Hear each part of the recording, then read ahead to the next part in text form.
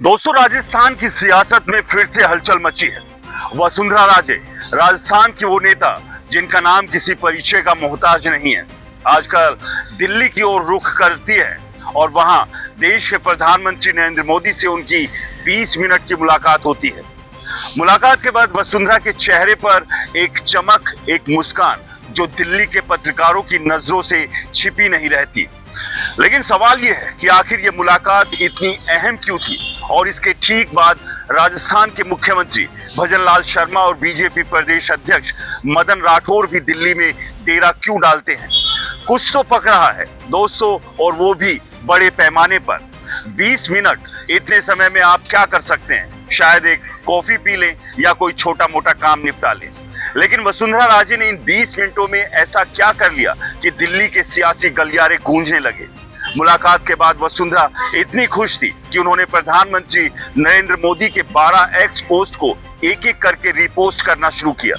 ये कोई साधारण बात नहीं है, ये एक संदेश है, एक इशारा है कि कुछ बड़ा होने वाला है। और इसके तुरंत बाद भजनलाल शर्मा उड़न खटोले में सवार होकर दिल्ली पहुंचते हैं। उनकी भी प्रधानमंत्री से मुलाकात होती है। खबर यह भी है कि राजस्थान सरकार के कुछ मंत्री दिल्ली में तंबू गाड़ चुके हैं। सवाल यह है, क्यों? इस मुलाकात के पीछे 3 बड़े कारण सामने आ रहे हैं। पहला, उपराष्ट्रपति का पद। जगदीप धनखड़ के इस्तीफे के बाद ये पद खाली है। जाट समाज में नाराजगी की खबरें हैं और वसुंधरा राजे, जिनकी जाट समुदाय में गहरी पैठ है, को इस नाराजगी को साधने के लिए बुलाया गया। ऐसा कहा जा रहा है, क्या वसुंधरा को उपराष्ट्रपति बनाकर बीजेपी जाट वोट बैंक को मजबूत करना चाहती है? लेकिन रुकिए, एक और नाम इस रेस में है, ओम माथुर। गुजरात में प्रभावशाली रह चुके ओम माथुर और वसुंधरा राजे की अदावत किसी से छिपी नहीं है। अगर ओम माथुर को उपराष्ट्रपति बनना है तो क्या बीजेपी को वसुंधरा की सहमति चाहिए या फिर वसुंधरा खुद इस पद की दावेदार है? सवाल कई है, जवाब अभी धुंधले। दूसरा कारण, बीजेपी के राष्ट्रीय अध्यक्ष का पद। इस रेस में भी वसुंधरा का नाम जोर शोर से उछल रहा है। क्या बीजेपी उन्हें इतनी बड़ी जिम्मेदारी सौंपने जा रही है? 20 मिनट की इस मुलाकात में क्या इस पर कोई फैसला हुआ या ये सिर्फ एक औपचारिक चर्चा थी? और तीसरा, सबसे बड़ा कारण, राजस्थान की सियासत।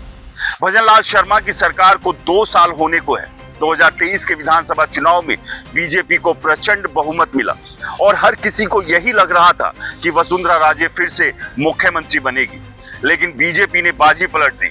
वसुंधरा के हाथों से पर्ची निकलवाकर भजनलाल शर्मा को गद्दी सौंप दी गई। तब से वसुंधरा की नाराजगी की खबरें हवा में तैरती रही। कहा जा रहा है कि वसुंधरा राजे अपनी शर्त पर दिल्ली की सियासत में कदम रखना चाहती है। उनकी मांग साफ है, उनके वफादार विधायकों को राजस्थान सरकार में अहम मंत्रालय मिलने चाहिए, उनके लोगों को बड़े पदों पर बिठाया जाए। अगर ऐसा होता है तो भी वसुंधरा दिल्ली की ओर रुख करेंगी, चाहे वो उपराष्ट्रपति का पद हो या राष्ट्रीय अध्यक्ष का। लेकिन अगर ये शर्तें पूरी नहीं हुई तो क्या वसुंधरा फिर से राजस्थान में अपनी ताकत दिखाएंगी? ये सवाल अभी अनुत्तरित है। 22 जुलाई को प्रधानमंत्री ने राजस्थान के एक और नेता घनश्याम तिवारी और उनके परिवार से मुलाकात की थी। संसद का सत्र चल रहा है, लेकिन इसके बीच में भी प्रधानमंत्री राजस्थान के नेताओं को वक्त दे रहे हैं। क्या ये संकेत है कि राजस्थान में संगठन और सरकार में बड़ा फेरबदल होने वाला है? क्या वसुंधरा राजे को कोई बड़ी जिम्मेदारी मिलने वाली है या फिर ये सब सियासी ड्रामा है जिसका मकसद कुछ और है? दोस्तों, सच जो भी हो वो जल्द सामने आएगा, लेकिन इतना तय है कि राजस्थान की सियासत में अभी बहुत कुछ बदलने वाला है। फिलहाल आंखें और कान खुली रखिए। सत्ता के गलियारों में क्या पक रहा है, ये जानने के लिए हमारे साथ बने रहिए। नमस्कार।